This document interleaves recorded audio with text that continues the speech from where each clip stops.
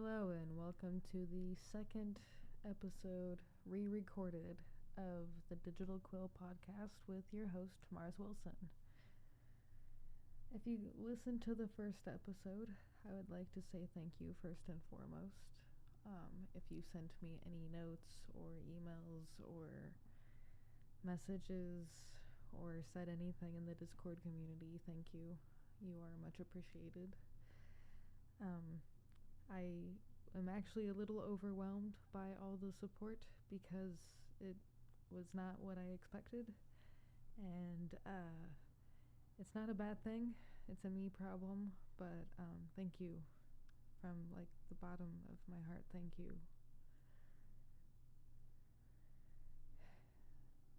I might need a little bit of that today for today's episode.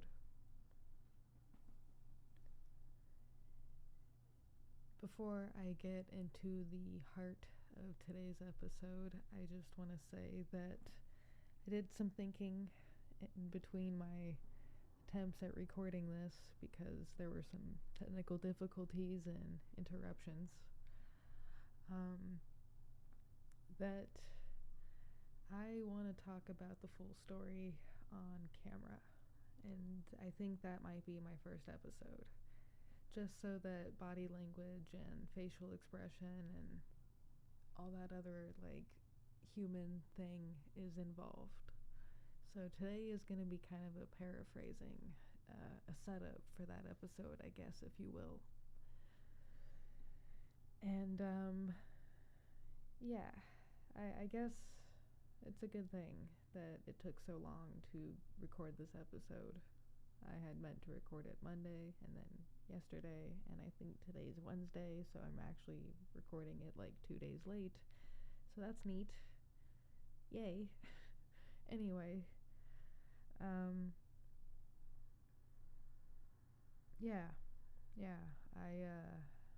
excited for this. So I just decided to throw up a background that I had handy. I actually need to go through and edit my graphics and stuff for all of my platforms, especially the new ones I've acquired. YouTube. Yay! I will be adding any links of anything I talk about today in the description below or something. I don't know what this looks like on every platform. I have yet to actually dive in. I'm doing that thing where I fuck around and find out. I guess more family friendly, which this episode isn't really family friendly. Screw around and find out, mess around and find out. Yeah, that one probably works better. Sorry. I think out loud sometimes. I probably should stop doing that. But there are a few things I want to cover today. One, I'm going to talk about a little bit about my book that I'm writing, my debut novel. I'm going to talk about some inspirations that are kind of helping me create that and bring it into life, especially the more recent inspirations. I'm going to be kind of going over some future topics of things I want to talk about, so if you're interested in being a guest, either in person or most likely over Zoom, because I want to figure out the futuristic video controls that everyone seems to know but me. And that's fine, because I don't know those things, and I have so much to learn from quite literally everybody, so I'm buckled in and I'm ready to go on the ride of knowledge and wisdom from all sources.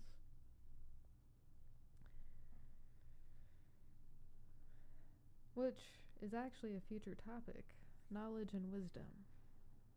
That's actually not in my notes, but that is kind of a future topic. And also an overarching theme of my life, I suppose. If you are a lifelong learner, you understand the pain. I also want to, again, Like, I know I already probably went over the thank yous, but like, actually, thank you for tuning into this episode today, or even just being here. Thank you for your notes and your love and your support and your likes and everything you do in the digital media sphere and like content creation and just everything. Like, thank you for existing. Seriously, like, yes. It's a good point to start on, actually, like thanking the people, because one of the things that I started trying to do in my life is, depending on how you look at it, it could be like a form of prayer, I guess, but anytime I'm like making coffee in the morning or making breakfast or sitting down to eat, I will silently, as I'm eating or making the food or whatever, like be thanking the food itself and like the people who made it and where it came from and the people who were able to bring it to me and the ability to acquire said food and just, it doesn't really stop there, but just an example, I suppose. Giving thanks is very important to me, and I know that seems weird, but in today's episode, you might understand why I care about that. Maybe. I don't know.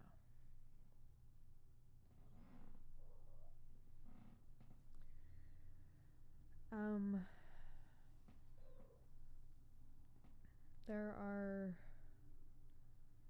3 entities for sure that I want to thank for like today's episode and just in general when it comes to writing my book and existing for sure.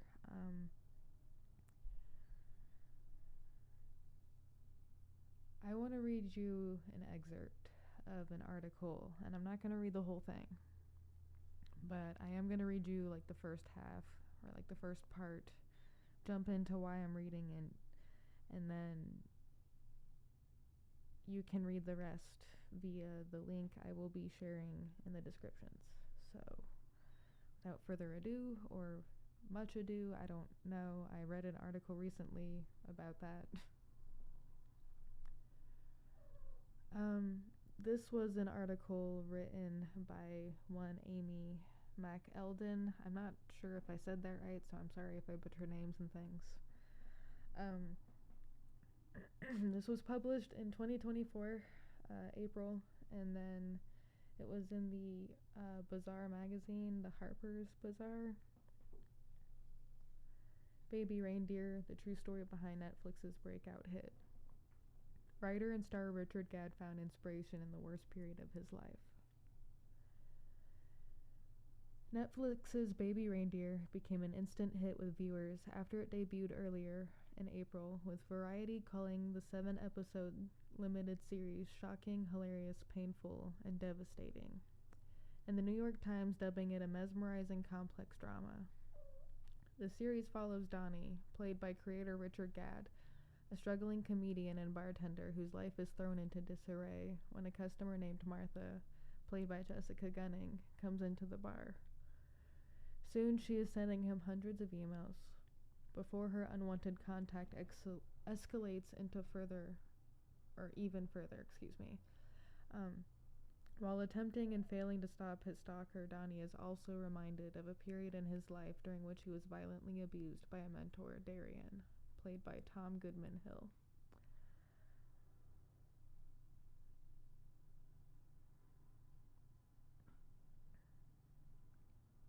Again, I'm going to be linking the full article at the end of that. That story that I just, or part of that article that I just shared is about a Netflix series that I recently wrote about in this week's first post on Substack that is based on a true story. And it's one of those kind of stories where they turn reality into fiction, which is exactly what I'm kind of trying to do with my own book. I call it making it digestible for people who want a good entertaining story and like maybe a good lesson or takeaway or a good conversation, but they don't want to relive someone else's exact like steps, because we don't even want to relive our own exact steps, even though it's just kind of something that happens. It's kind of part of the human condition, I suppose, which is a future topic, the human condition. Polarity and duality, and how that intertwines with the human condition. And it's one of the reasons why I really respect Richard Gadd and Baby Reindeer and the story behind, like, the way he captures and narrates what happened in, like, both the story and in his own life. It's, as Variety and New York Times said, truly devastating and a wonderful masterpiece of art. Like, that's everything I could hope 21 Days Gone to be.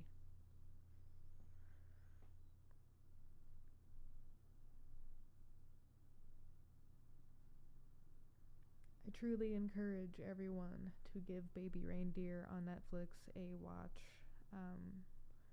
If you haven't watched it yet, that is, I know I'm like a year late to it because it aired in 2024, but a lot was happening in the last few years, so let's just go with that. I wasn't watching everything. I also kind of feel like some shows find us when they're meant to. Maybe. I don't know. Maybe some things are meant to be. More on that in a future episode. Preferably with a guest. I feel like some of these topics really need to be like with a guest or something.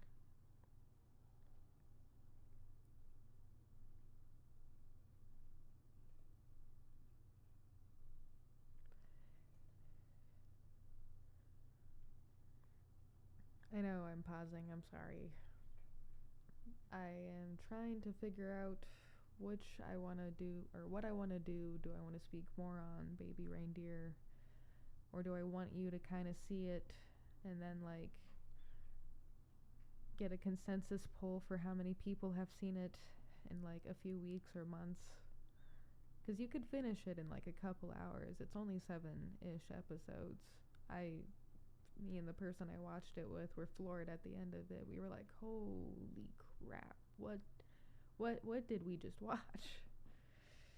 It was, I was on the edge of my seat. I am a bit of a like a cinephile. I love film, I love cinema, I love everything that comes with the experience. I love talking about it. I love direction. I took film study my senior year of high school, but it was every bit the kind of thing you would want to study if you were creating like your own film study thing. Very much similar to another one I just recently watched that I'm really late to, Three Billboards Outside Ebbing, Missouri.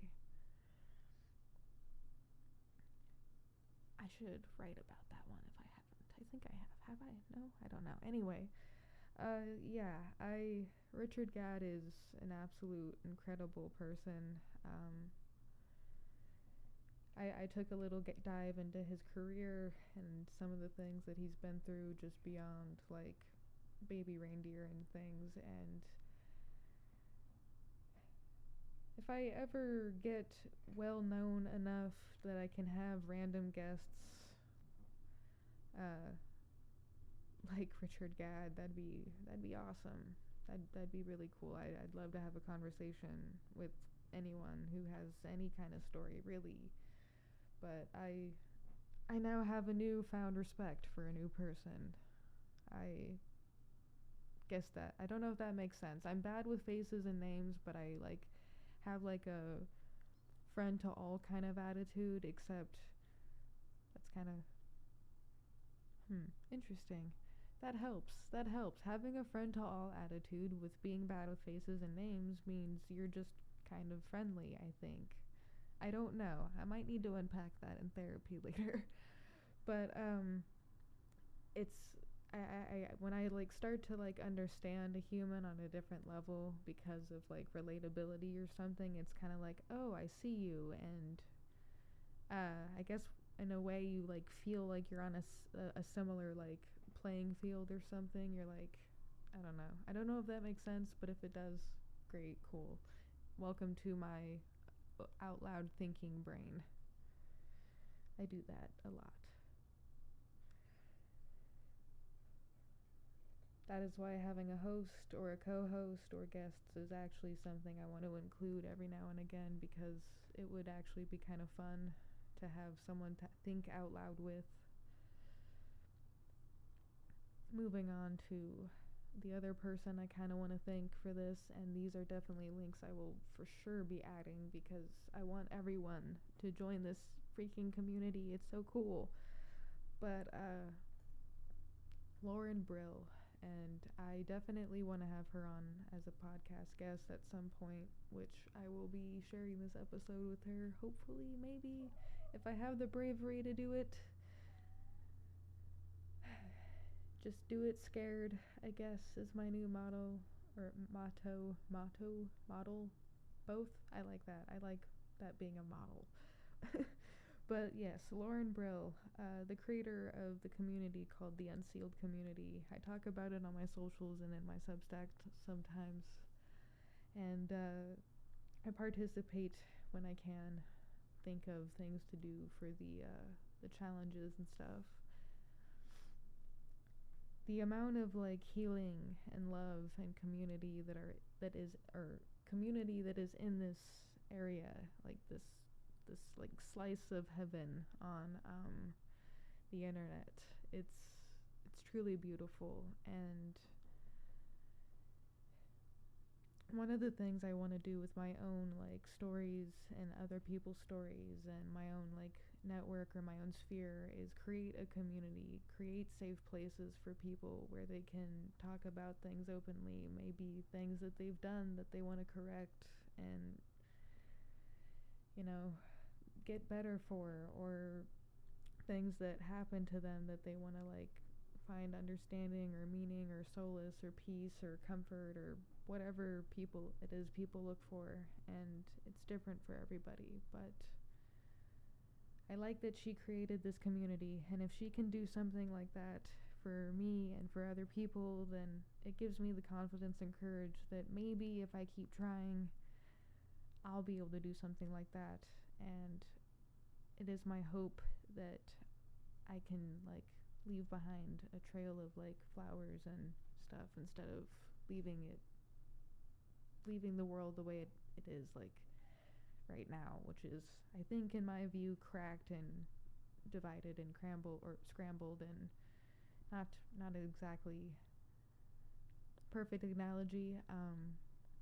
When Moana in the first movie does the returning of the heart to Te Fiti, and she goes from scary lava monster to nice green hilly person, and it was awesome. I think that makes sense. I feel like we can do that to the world if we just get our communities working with other communities and love each other. There was actually a Zoom meeting I was a part of, and someone brought up how if we could all treat each other in the world the way that we all treat each other in this community, like the world would be a better place. And I keep thinking about that, and I'm like, it's so true. If we could do it like that in the Unsealed with like Lauren and like everyone else, then then doing it with everyone else would make everything awesome, or almost awesome. Because again, the polarity and duality conversations we probably want to have at some point. But yes, moving on to the other third reason I am confident enough to even write about or do this episode, write. There's like 100 notes around me, so that makes sense. But the other reason that I'm even confident enough to do this episode today is the artists that I've been actually following in their own Discord community, the Storyteller. There was some lyrics in the the 3-song EP that he released, and one of the lyrics goes, "I wish it wasn't like this," and then the other lyric that follows after, I think, "I wish it wasn't like this, didn't have to be like this. I'm just glad you're in the audience." For me, those lines kind of hit in a way that resonates really deeply. I wish life wasn't hard for some people. I have grown up with this shadow of trauma and abuse, both sexual and others, assault, but after growing up with it and like being or feeling alienated for trauma in like preschool and elementary school and growing up, everything like that, and then hearing other people with their stories, and then realizing like I always knew that everyone has a story, and everyone does. Like Richard Gadd has a story in Baby Reindeer. Lauren Brill has a story, and I want her on the podcast so she has the space to share it, and I don't want to just take that away, because I love giving people their voice if they want it, instead of just using mine to share theirs, which is an option. If someone gives me the explicit permission, and I've always like wanted to do something with my trauma in the way that like I help other people, make sure like other kids, other women, other people, other men don't go through what I went through, don't make the same mistakes that the people around me made, don't become the people that the people around me at the time were. But it's also like down to choice, which is a part of the human condition. We have free will and freedom, and I just hope my story can help someone heal or find closure or not make the decisions and the choices that some of the people in the past have made. And myself, just, I guess I don't know. I want this, I want my trauma to make sense, kind of like how Richard Gadd uses his story, and the Storyteller is using his story, and Lauren Brill is using her story in her community, and just all of these humans and more are inspirations for this.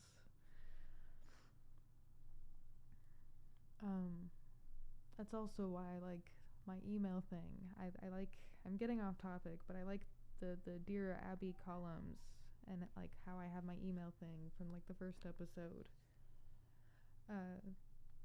Because I want people to be able to have their voice and share their stories and feel safe doing so, because everyone does have a story, and I wish it wasn't like this, I wish we didn't have stories. I wish we didn't go through trauma. I wish the sky wasn't falling sometimes, but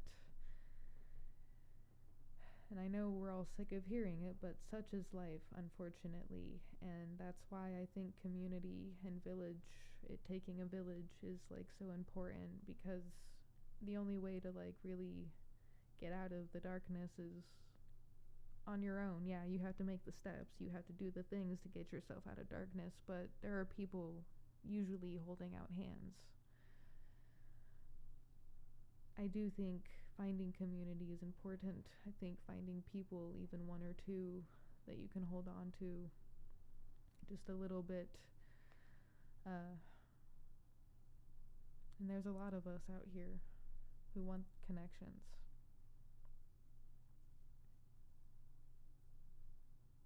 Especially now more than ever.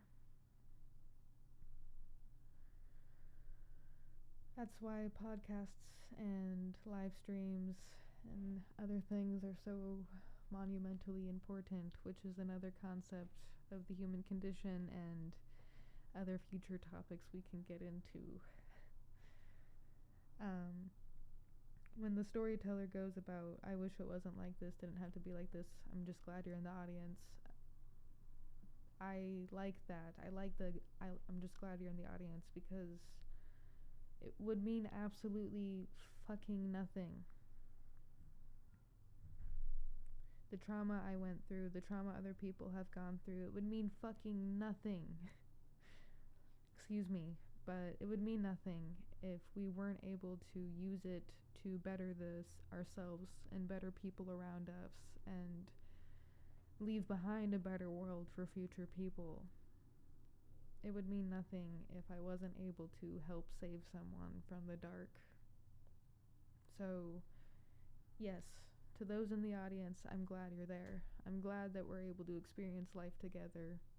And I know sometimes it's fucking difficult to live, and I know sometimes it hurts more than anything to keep going, but I'm proud of you for keeping on going, because I know more than anything what it takes to do so. So, thank you for staying alive. Thank you for being alive. Thank you for being human. And thank you for being here today and listening to this episode.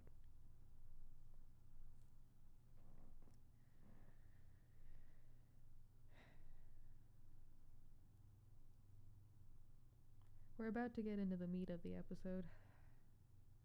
21 days gone, and my story, or at least a part of my story, because even though I feel like it'll be inauthentic to leave parts out, earlier I said I wanted to do the whole thing on camera as probably one of like the first few video episodes. And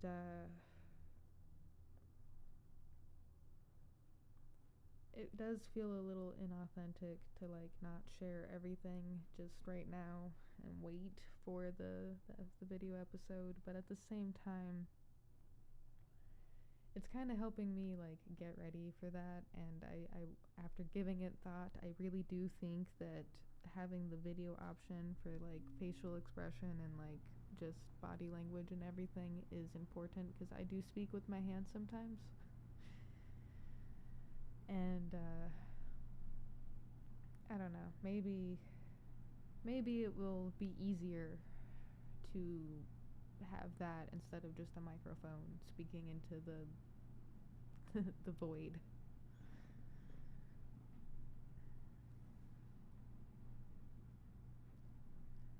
I do wish it wasn't like this. I wish I didn't have to write a book that's nonfiction turned fiction. I wish I didn't have to have conversations with people about morality.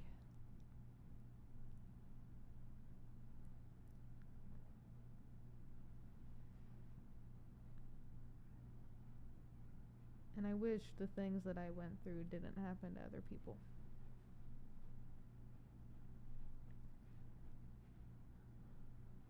The true reason that we are on this episode today is an introduction to me and the book that I am writing.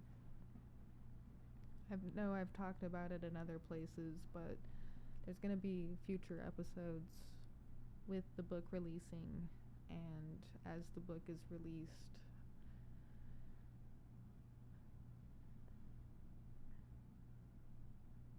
hopefully I have beta readers, because the plan is to release the book digitally this summer, keep it digital for a year, and then order physical copies and release it physically in stores and stuff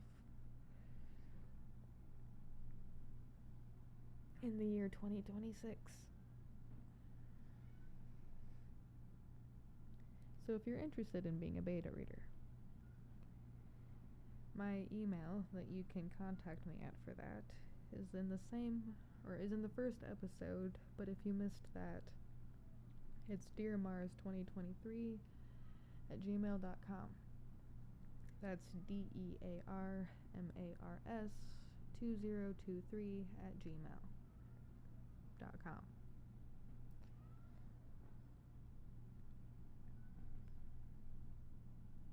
I don't know how many I need, and I'm not sure if I can pay you, but if you're interested in being a beta reader for my debut novel, especially after listening to what it's about today, thank you. A million times thank you, because I don't want to read it again after writing it and reading it once. I already lived it. I already wrote it. I already let it cook in my brain and in my millions of freaking paper and digital notes. It is now, once it is completed in book format, it is yours. It is everyone else's. It is no longer mine. I'm joking, but I understand what authors go through now. I get it. Especially writing a book that's so close to home. That's actually punny, because it is close to home. It's set in the same place I live, or have lived my whole freaking life.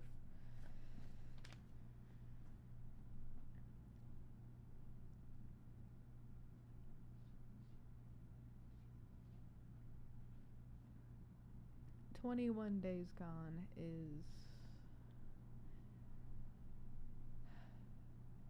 a story about Nicole.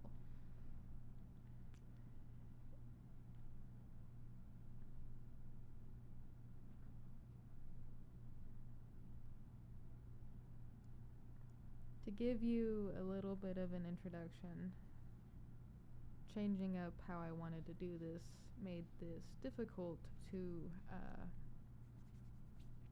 recapture, but here we go.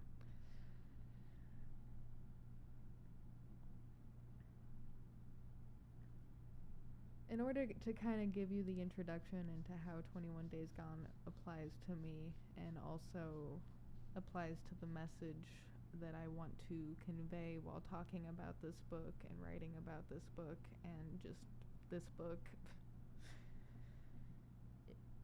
you kind of have to understand my story and where I come from and why I chose writing as my career. Great idea, right? Writing and public speaking, what a wonderful career you could possibly choose, because that totally makes money right away. No, I had backup plans. I kind of already knew that this would be a slow gig for a long time. Don't quit your day job, am I right?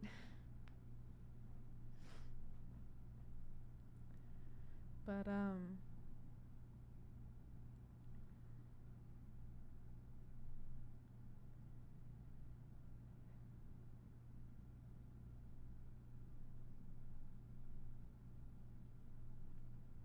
never knew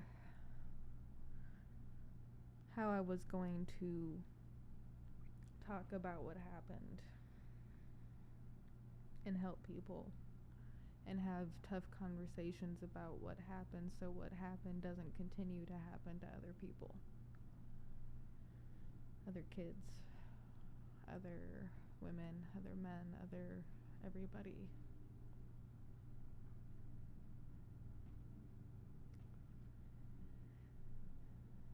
It's a hard conversation to have sometimes, because I realize that it's tragic in a heartbreaking kind of way. There's a lot of those stories out there, and it's kind of one of the reasons why I dismiss mine so much, because other people have it way harder than I did. But I suppose dismissing it sometimes is also a way of lessening the blow. Traumatic events are traumatic, no?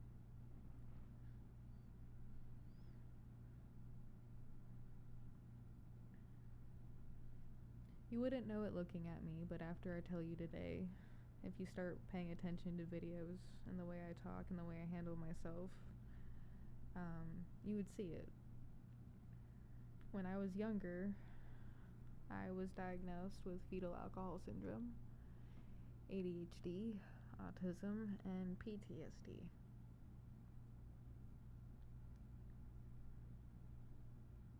When I was in the womb, my biological mother was drinking and on meth and heroin and smoking and all that other stuff for 7 months of her pregnancy with me.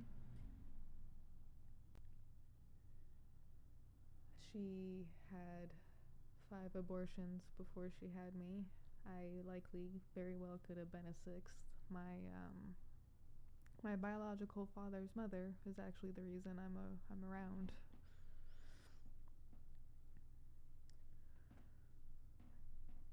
My biological father was in prison for 2 years of my life. So it was just my biological mother or grandmother and grandfather at the time. There's a lot of nuance to this story that I'm going to share at a different time. But viewer warning advised. From ages around 3 to 5, 2 to 5, I want to say around the time that my biological father got out of prison, there was sexual assault, sexual harassment. I witnessed physical abuse, domestic violence, and in the latter part of it, which brought it all to a head with Child Protective Services, which is now changed to a different name, I can't remember at this time. I was abducted for 21 days. It actually was kind of a big deal for a little bit. I was almost unenrolled from school, or I think I was actually. And I was adopted by 2 people, one of which was a wonderful father, my grandfather, who the transition from Poppy to Dad was almost immediate. I will never forget the day standing in the courtroom with the judge.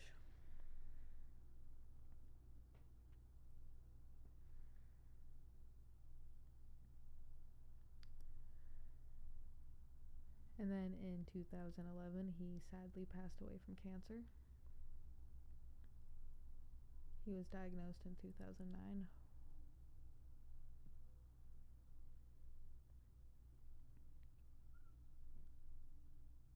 The latter part of 2009, so it wasn't quite like a full 2 years, but it was almost 2 years.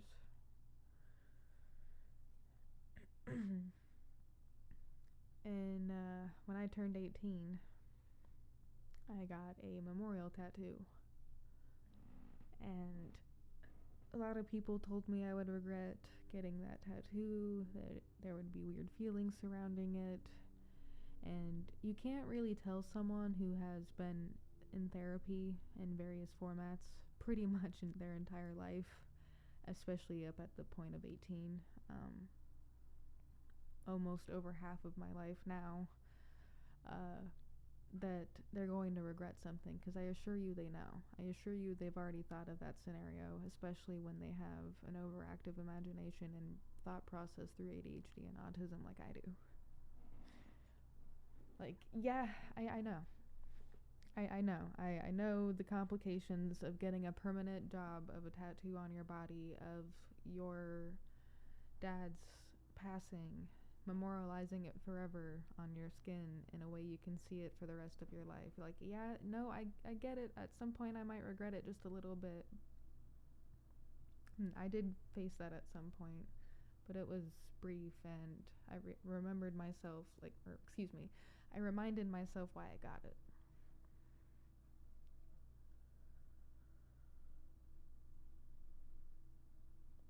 But then, a couple years after that had crept in, because I was 18. I was probably around 20 around the time that thought crept in, and I was around 23 or 24 when a different thought crept in, and I was like, what would happen if my biological father, who's a fucking psycho, a drug addict, a rapist, grapist, and other things, like what would happen if he sees this fucking tattoo? And I was like, oh shit, okay, so let's use what I know about him. Oh, he'd probably be very fucking mad. Okay, that covers that. Number two, what would he do? Would he retaliate? And I started thinking about that. And as a writer, sometimes, that can be very dangerous, because if you have an overactive imagination and also like real life based scenario information, you're kind of like, well, what's possible? And what would the person in question do based off of like prior patterns and the things that they still do and shit like that? And you're like, oh no. Oh honey, I can never show this tattoo in public again. No. And then I at the time I had a cheeky title. I was kind of like, okay, so if I write a book about this, the title is obviously The Girl Who Lost Her Tattoo, which is a play on the girl with the dragon tattoo, which I always knew when I had that title that I was going to change it. I'm like, this is just a placeholder, one of those like pending title things. And of course it was, because for marketing purposes, I don't think I should have The Girl Who Lost Her Tattoo as a title. And since this is only the second episode and there's probably only going to be like 5 people who watch it again, I can tell everyone right here, right now, that I am going to print some books that have the original title, The Girl Who Lost Her Tattoo, just as a funny little gimmick and limited edition thing. Because I figure, why not? If I have the money to spend on doing that, then I'm gonna do it.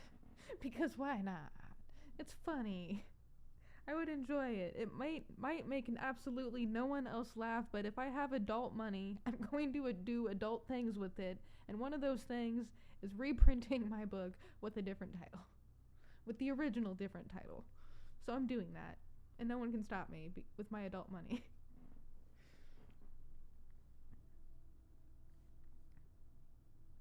Who wants one? I'll sign it. I'll even tell you what copy you got. 1 out of like 30. But yeah, I started thinking about what would happen if psycho father, biological father, sperm donor saw that, and I that book was born. The book started becoming an idea, and I started thinking about it, and it started coming to me that maybe this book is my way of telling my story. Just fictionally, because no one wants to actually hear every gruesome detail in a biography format or an autobiography format or even a Netflix documentary. Trust me, no one wants to hear that.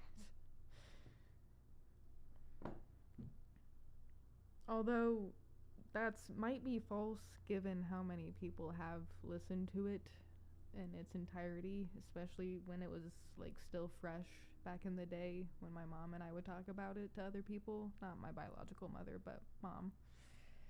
The mom who raised me, who deserves that title more or less. It's more like mother nowadays, but that's a topic for a different day. We'll go over those wounds later. But we used to laugh because we would talk about it to other people, and other people would be like, oh my god, you should write a book. And we would be like, if we wrote this book, it would be put in fiction, because 1, no one would believe it, and 2, there's a lot of weird things that happened around it that could be considered supernatural, but we're not going to go into that today, because I think supernatural conversations are best had with other people, so you don't go into strange rabbit holes on your own. That kind of thing. Anyway. Also, it's like an entirely separate part of the plot, but I don't know. But yeah, sorry. I keep getting distracted. There's things happening outside the world, and it's very loud and noisy, and I dislike it. There's no way to block that out entirely.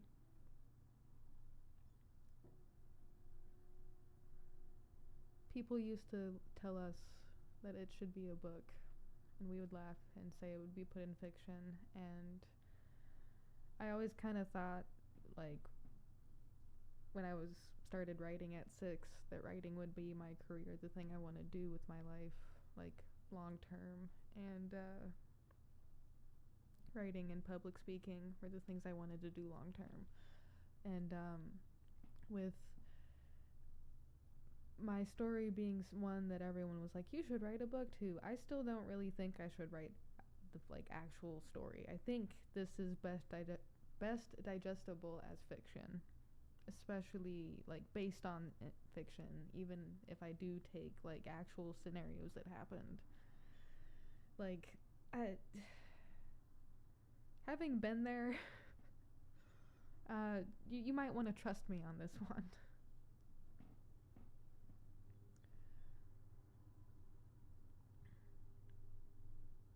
But I am doing that with 21 Days Gone. I am turning what happened into fiction. And I get to laugh about it because the thing that everyone wanted to happen like 20 years ago is now happening.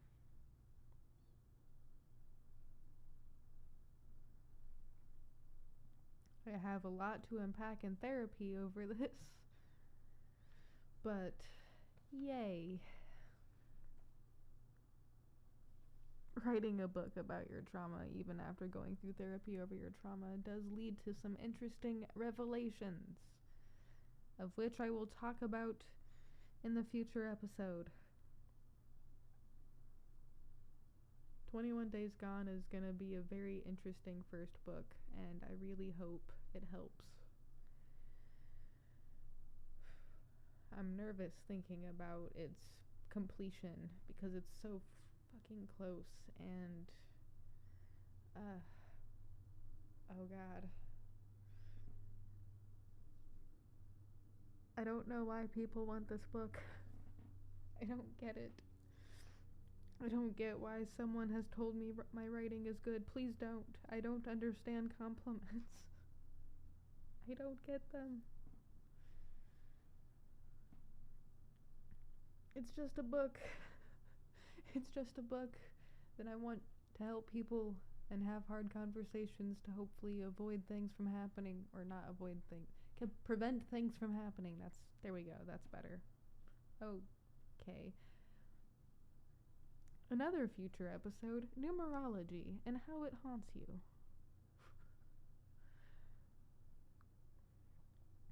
I am actually running out of steam because I am pretty sure I covered absolutely everything I want to talk about today, and I don't think anyone wants to listen to my voice for an entire hour straight. So, that being said,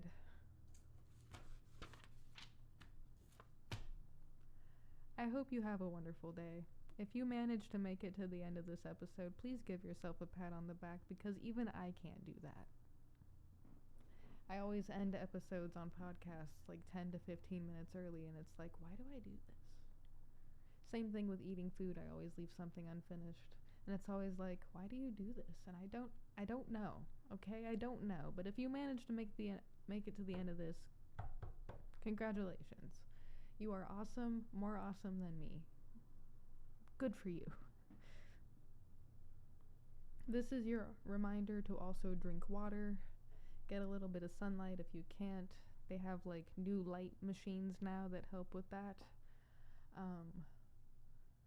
This is also your reminder that none of my episodes or posts or writings or blogs or anything is monetized. I entirely rely on my day job, which goes entirely to bills and your support. So if you ever feel like you want to tip me or like and share and comment, whatever you want to do, there are options to do that everywhere. There's all sorts of ways to do so. Remember to support the musicians and the communities that I talk about by viewing their content, liking and following their social medias, that sort of thing. Remember that we're all in this together. If you need someone to talk to, I don't know how often I can answer my emails and everything between everything, but I will get to them. I do have some people I need to respond to. Thank you for being alive. Thank you for being human. Thank you for listening to this. Thank you for you. Keep going, humans of Earth. Your host, Mars Wilson, is out. Bye.